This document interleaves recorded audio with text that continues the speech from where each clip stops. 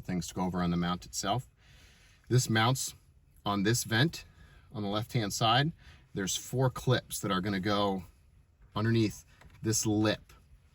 When you place this, you're going to want to place it just this flat area just under the top. But before we place it, we have to run your charging cable up through the mount itself.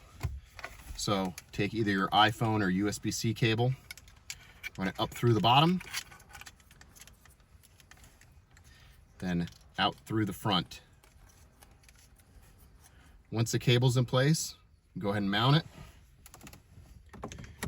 You want to put the right side behind first and then press into place.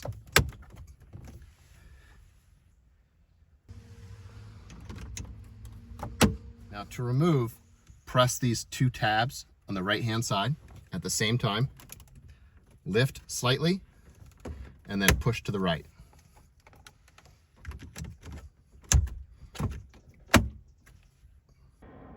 Okay, now once you have your cable run up through and you have this mounted to the vent, you need to mount your phone holder to the mount itself. So you're going to loosen this nut in the back.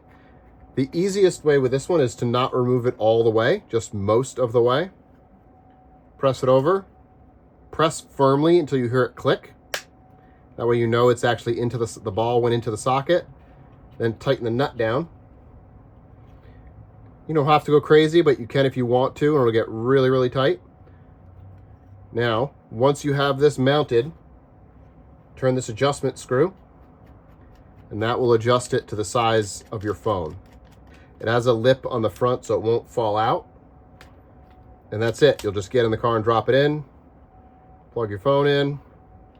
When you're done, remove the plug, pull this out, good to go.